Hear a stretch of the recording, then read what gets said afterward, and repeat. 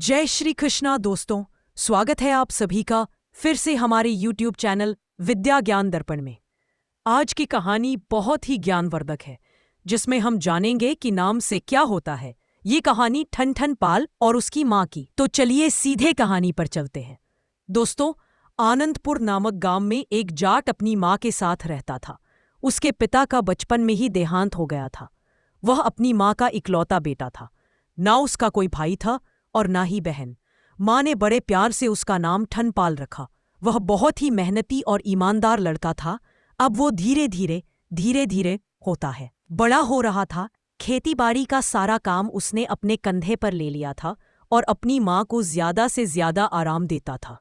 माँ भी अपने बेटे से बहुत खुश रहती थी।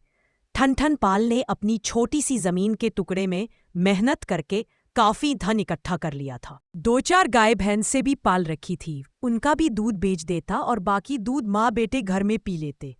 यूं कह सकते हैं कि दोनों माँ बेटे की गुजर बड़े अच्छे से हो रही थी। बस माँ को अब एक ही चिंता थी कि ठन पाल अब बड़ा हो गया है, अब इसका ब्याह हो जाना चाहिए। पर क्या करे, उस जमाने में पिता या भाई रिश्ता ढूंढने के लिए जाते थे, पर ठन पाल के तो ना पिता थे और ना ही कोई बड़ा भाई। अब ठनपाल को भी लगने लगा कि मेरा विवाह हो जाना चाहिए। कभी कभी वो अकेले बैठा अपने आप से ही बड़बड़ाता रहता, मेरे साथ के सभी लड़कों की शादी हो गई है, मेरे जितने भी दोस्त हैं सब शादीशुदा है, मैं ही कुंवारा घूम रहा हूं।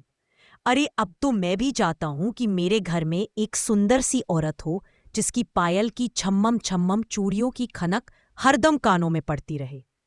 आय हाय, कितना सुहावना होता होगा वह सब कुछ। अकेले बैठे ठनपाल अक्सर यह सोचता रहता और खुद ही मुस्कुरा देता। एक दिन ठनपाल की माँ ने कहा, बेटा गांव में जो देवी का मंदिर है वहां के पुजारी के पास जाओ और उनसे विवाह की पूजा करवा लो। ना जाने हमारे ग्रह हमसे नाराज हो रहे हो और पूजा करने पर वह शांत हो जाए, और ऐसा करने पर हो सकता है तुम्हारा विवाह हो जाए। तुम्हारे लिए भी कोई सुंदर लड़की भगवान ने बनाई होगी और पूजा के प्रभाव से वह नजर आ जाए पंडित जी को। जब धनपाल ने यह बात सुनी तो अगले दिन खूब तड़के उठा और पंडित जी के पास पहुंच गया और जाते ही प्रणाम करके पंडित जी के पैरों में लेट गया और बोला, पंडित जी कैसे भी करो, कुछ भी करो, पर मेरी शादी करवा दो। पंडित जी ने उसे उठाया, आश्वासन दिया और कहा, ठीक है, तुम कल आ जाना, शादी की पूजा करवा देंगे, उसके बाद तुम्हारे दिन शुभ हो जाएंगे और कोई सुंदर सी लड़की तुम्हें भी मिल जाएगी। इतना कहकर पंडित जी ने उसको आशीर्वाद दिया। जाते समय जाट फिर पैरों में गिर गया और धन्यवाद करता हुआ चला गया।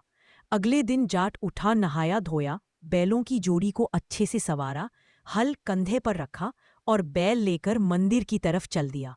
उसने सोचा, पहले मैं पूजा करवा लूंगा, उसके बाद अपना हल बैल उधर से उधर ही लेकर खेत पर चला जाऊंगा।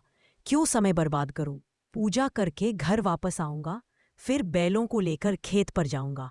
इतने में तो मेरा बहुत सारा समय खराब हो जाएगा। किसान अपने हल और बैल लेकर ही मंदिर पहुंच गया। पुजारी जी ने देखा तो उस पर बरस पड़े, यह क्या तरीका है? हल बैल लेकर मंदिर में कौन आता है? को किसान ने उनको सारी व्यथा बता दी कि पंडित जी, मैं समय बर्बाद नहीं करना चाहता, पूजा करवा के इधर से इधर ही खेत पर चला जाऊंगा। पर देवी मंदिर के पुजारी जी तो सुनने के लिए तैयार ही नहीं थे। बोले, नहीं नहीं, मंदिर में बैलों का कोई काम नहीं है, जाओ पहले बैलों को घर बांध के आओ और फिर पूजा करना। अब थोड़ी सी दूरी पर ही हनुमान मंदिर भी था। वहां के पुजारी खड़े देख रहे थे। उन्होंने सोचा, क्यों ना इस जाट को मैं फंसा लूं और इससे शादी की पूजा करवाने के बदले में मोटी रकम वसूल कर लूं। यही सोचकर उन्होंने जाट से कहा, अरे भाई इधर आ जाओ, हम बैलों के साथ ही पूजा करवा देंगे। जाट ने यह सुना तो बोला, क्यों भाई, तुम्हारे देव में इतनी क्या शक्ति है? तो पुजारी जी बोले, हमारे हनुमान बाबा में बहुत शक्ति है, वो चाहे तो पता नहीं क्या क्या कर दें। जाट बोला, अच्छा, यह शादी ब्याह का मामला है, मैं इस मामले में हनुमान जी पर विश्वास नहीं कर सकता। अरे जिनकी शादी खुद ना हुई हो वह मेरी क्या करवाएंगे शादी? ये सुनकर वह पुजारी चुप हो गया। इधर देवी मंदिर के पुजारी ने सोचा, इस तरह तो ये जजमान हाथ से निकल जाएंगे, अच्छी खासी दान और दक्षिणा मिल जाएगी, क्यों उस पर लात मारूं? इनकी पूजा है, जैसे ये चाहे कर लेंगे, यही सोचकर पंडित जी ने जाट से कहा, ठीक है जजमान, आपकी पूजा है, आप जैसे चाहो वैसे कर लो। चलो ठीक है, आप ले आओ बैलों को और बैलों के साथ ही पूजा कर लो। जाट ने बैलों की रस्सी हाथ में पकड़ी और मंदिर में जाकर खड़ा हो गया। बैल पीछे खड़े थे। पूजा शुरू हुई। मंत्र उच्चारण हुए, प्रसाद चढ़ा, दान दक्षिणा रखी गई। अंत में पंडित जी ने कहा, यजमान, पूजा समाप्त हुई, अब जरा घंटा बजा दो। जाट जो बैलों की रस्सी पकड़कर खड़ा हुआ था बोला, ठीक है पंडित जी, आप मेरे बैलों की रस्सी पकड़ो तो मैं घंटा बजा दूं। रस्सी पंडित जी को पकड़ा दी और जाट लगा घंटा बजाने। जैसे ही घंटा बजा, घंटे की आवाज सुनकर बैल बिदक गए और दौड़ने लगे। अब बैलों की रस्सी पंडित जी के हाथ में फंस गई। बैल दौड़े तो पीछे से पंडित जी भी दौड़ने लगे। आगे आगे बैल, पीछे पीछे पंडित जी और उनसे पीछे जाट। सारे सर पर दौड़े चले जा रहे थे। उन्हें इस तरह दौड़ते हुए देखकर पास वाले मंदिर के पुजारी जी ने हंसते हुए कहा, क्यों, क्या हुआ पुजारी जी, कहाँ दौड़े जा रहे हो? तो पंडित जी बोले, अरे भाई, अभी तूने बस ब्राह्मण और ठाकुरों की ही शादी करवाई है, अभी किसी जाट की शादी से पाला नहीं पड़ा। किसी जाट की शादी करवाई होती तो तुझे पता चलता कि जाटों की शादी कैसे करवाई जाती है।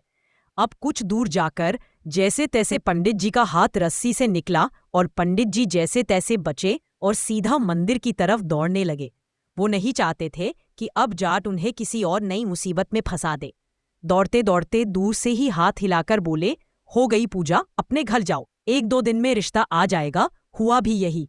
पता नहीं पूजा का प्रताप था या क्या था, 2 दिन बाद ही जाट का रिश्ता आ गया। ठन ठन पाल का रिश्ता पक्का हो गया। पूरे गांव में शोर मच गया। थनपाल की माँ बहुत खुश थी। धान धुलाई और अनाज पिसाई शुरू हो गई।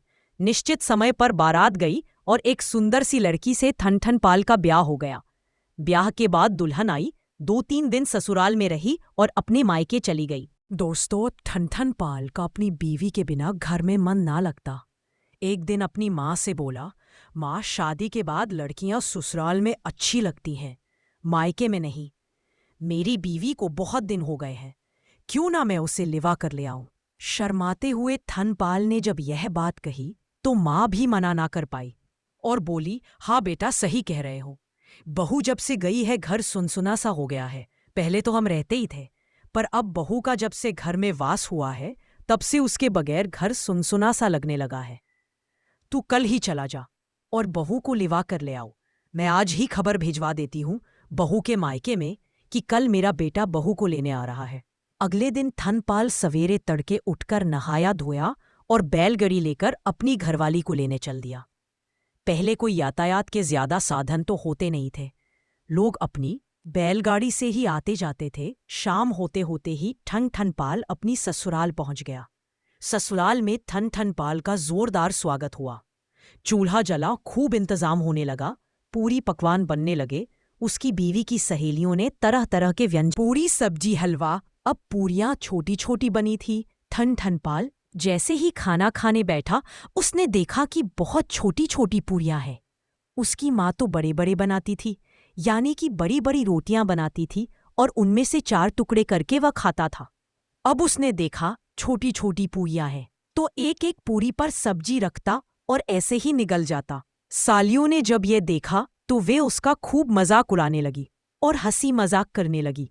अब थनपाल की बीवी को यह सब अच्छा ना लग रहा था कि उसका पति इस तरह से निरा बुद्धूपन से खाना खाए। पढ़ी लिखी, समझदार थी, सो उसे यह हरकत अच्छी ना लग रही थी। चूल्हे पर पूरियां बनाते हुए वह इस बात का इंतजार कर रही थी कि थनपाल कब उसकी तरफ देखे और कब वो उसको इशारा करे। संयोग से थनपाल की नजरें अपनी बीवी से मिली तो उसकी बीवी ने हाथ के इशारे से 2 उंगलियां ऊपर करके उसे समझाया कि अरे भले आदमी, कम से कम एक पूरी के 2 टुकड़े तो कर। थनपाल को लगा कि बीवी बोल रही है कि एक एक, और 2-2 पूरियां एक साथ खाने लगा। सालियों ने जब ये देखा तो जोर जोर से हंसने लगी। अब उसकी पत्नी को और ज्यादा गुस्सा आ गया। माथे में हाथ मारकर सोचने लगी, हे भगवान, कैसा निरा बुद्धू आदमी पल्ले पड़ा है, इसे तो खाने तक की तमीज नहीं है। थनपाल ने जब उसको माथे में हाथ मारते देखा तो उसने समझा कि ये बोल रही है कि पूरियों को माथे लगाकर जल रहा था, यानी तू ऐसे ही खा ले जैसे पहले खा रहा था। कम से कम एक एक पूरी तो खा रहा था। अब तो तूने हद ही कर दी। थन थन पाल ठहरा सीधा आदमी। उसे अपनी बीवी का एक भी इशारा समझ नहीं आ रहा था। ढेर सारा खाना खाकर धनपाल की भूख तब खत्म हो गई थी। बीवी परेशान थी। हे भगवान, ना इसे खाना आता और खाता भी तो कितना सारा है। ठन ठन पाल उठा और बिस्तर लगा हुआ था, जाकर सो गया। अगले दिन थन पाल अपनी बीवी को विदा कराकर जैसे चलने को हुआ तो सालियों ने मजाक में कहा, दामाद जी जा तो रहे हो, रास्ते में मेला लगा है, हमारी बहन को जरा मेला दिखाते हुए ले जाना।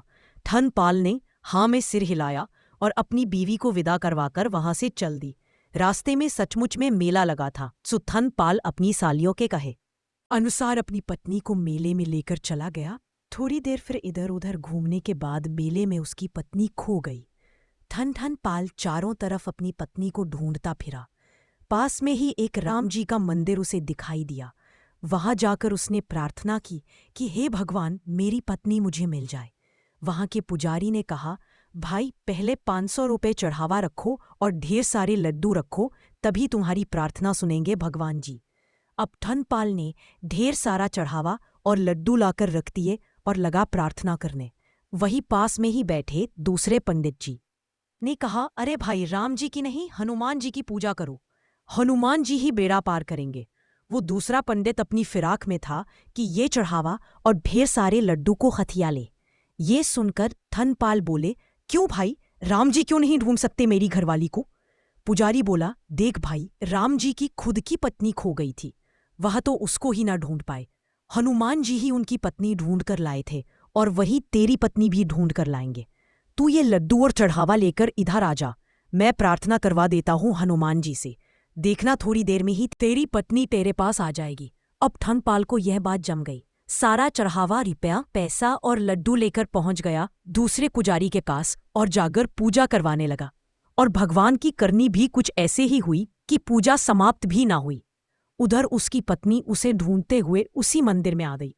अब धनपाल को तो हनुमान जी पर बड़ा ही विश्वास हो गया, क्योंकि उसकी शादी करवाने में भी हनुमान जी का ही हाथ था। और जब आज उसकी पत्नी खो गई तो हनुमान जी ही ढूंढ कर लाए हैं। सो उसने हनुमान जी को बहुत बहुत धन्यवाद दिया और अपनी पत्नी को साथ लेकर घर आ गया। धनपाल की माँ भी बड़ी खुश। बहू आ गई। आते ही सारा काम बहू ने संभाल लिया। माँ को कुछ करने ही ना देती थी। दोस्तों, वैसे वह शहर की पढ़ी लिखी थी। उसे गांव के काम करने में थोड़ी दिक्कत तो हुई, पर वो सब कुछ समझ रही थी। धीरे धीरे जो कुछ समझ ना आए तो अपनी सास से पूछ लेती थी। एक बार उसकी सास ने कहा कि जाओ बहू, दूध बिलो लो। अब बहू दूध बिलोने में लग गई। थोड़ी देर में ही उसमें मक्खन आ गया। सो अपनी सास को बताने गई, सासू माँ, दूध में मक्खन आ गया है। यह सुनते ही बुढ़िया राम राम राम करने लगी। ऐसे नहीं कहते। अब बहू बड़ी परेशान। उसकी समझ में ही ना आया उसने क्या कह दिया। उसने तो यही कहा है कि दूध में मक्खन आ गया है। अब सास ने कहा, अरे बहू, ये नाम आज के बाद दोबारा मत लेना, क्योंकि मक्खन लाल तुम्हारे ससुर का नाम था। बहू बड़ी परेशान, भाई बड़े अजीब अजीब नाम है। मेरा पति अच्छा खासा कमाता है, पर नाम इसका ठनठन पाल, ससुर का नाम मक्खन लाल। कैसे अजीब अजीब नाम है इस घर में। अगले दिन बहू फिर से दूध दिलोने लगी। जैसे ही मक्खन आया, अपनी सास को फिर जाकर बोली कि सासू माँ, दूध में मक्खन। फिर कहते कहते रुक गई और कुछ सोचकर बोली, सासू माँ, दूध में ससुर जी आ गए हैं, चलकर निकाल दो। अब सासू माँ फिर से आंख से कोड़कर बुरा भला कहने लगी। अब बहू की समझ में कुछ ना आए, रोज डांट खाने लगी। अब वह पानी लेने जाए या गांव में इधर उधर जाए तो लोग उसको देखते ही बोलते, वो देखो ठनठन पाल की बहू आ रही है। उसे ये सुनकर बिल्कुल भी अच्छा नहीं लगता कि उसे लोग ठनठन पाल की बहू बुलाते हैं। दोस्तों, उसने अपने पति से कहा, अपना नाम बदलो, मुझे ये नाम अच्छा नहीं लगता। यह भी कोई नाम है? इतना अच्छा खासा कमाते हो। पता है ठनठन पाल किसको कहते हैं? जिसके पास कुछ भी नहीं होता उसको कहते हैं। मेरे तो भाग्य ही फूटे थे जो तुमसे मेरी शादी हो गई। ठनठन पाल ने उसको बहुत समझाया, परे भाग्यवान, नाम क्या रखा है? नाम तो ऐसे ही लोगों को पुकारने के लिए रख देते हैं। नाम का जिंदगी पर कोई प्रभाव नहीं होता। अगर तुझे मेरे नाम से अच्छे नाम वाले लोग मिल जाएं तो तू बेशक चली जा, मैं तुझे नहीं रोकूंगा। और अगर ये नाम की पहेली तेरी समझ में ना आए तो तू वापस आ जाना। अब उसकी घरवाली गुस्सा होकर घर छोड़कर चल दी। रास्ते में उसे एक छोटी सी लड़की मिली जो कि लकड़ी बीन रही थी। फतेह पुराने कपड़े पहन रखे थे। अब धनपाल की पत्नी ने उससे पूछा, बेटी तुम ये क्या कर रही हो और तुम्हारा नाम क्या है? उस लड़की ने कहा, मेरा नाम लक्ष्मी है। अच्छा, लक्ष्मी और लकड़ी बीन रही है, ये क्या अजीब बात है। वो सोचते हुए आगे बढ़ी तो उसे एक भूसे की बैलगाड़ी ले जाता हुआ एक आदमी मिला। उस आदमी से उसने रास्ता पूछा और रास्ता पूछकर बोली, भैया तुम्हारा नाम क्या है? तो उस आदमी ने कहा, मेरा नाम धनपाल है। वो सोच में डूब गई। बैलगाड़ी में भूसा ले जा रहा है और नाम है धनपाल। थोड़ा आगे बढ़ी तो एक शव यात्रा जा रही थी। उसने उन लोगों से पूछा, भैया क्या हुआ इनको और इनका क्या नाम था? लोगों ने कहा, राम राम, बड़ा बुरा हुआ, बड़े अच्छे आदमी थे बेचारे, इनका नाम अमर सिंह था। दोस्तों इतना सुनकर वहीं से वापस लौट आई और घर की दहलीज पर जैसे ही कदम रखा तो उसके पति ने कहा, अरे भाग्यवान लौट आई, तुम तो गुस्सा होकर जा रही थी, फिर वापस कैसे आ गई? बोली, मेरी नाराजगी दूर हो गई। ऐसा क्या देखा भाई तुमने जो तुम्हारी नाराजगी दूर हो गई और तुम उल्टे पैर घर की तरफ आ गई? अब वो बोली, लकड़ी बीने लक्ष्मी, भूसा ढोए धनपाल, अमर सिंह तो मर गए। ये सुना तो ठन पाल की आंखों में खुशी के आंसू आ गए। पत्नी भी समझ गई थी कि नाम से कुछ नहीं होता। मेरा पति अच्छा खासा कमा लेता है, मेरी सारी ख्वाहिशें पूरी करता है, मुझे खुश रखने की कोशिश करता है। रही बात सासू माँ की, तो वह पुराने विचारों की है। कोई बात नहीं, दिल की तो अच्छी है, सब निभ जाएगा। ये सोचकर हंसी खुशी रहने लगी। तो दोस्तों, अब तो आप समझ ही गए होंगे कि नाम से कुछ नहीं होता, जो होता है कर्म से होता है।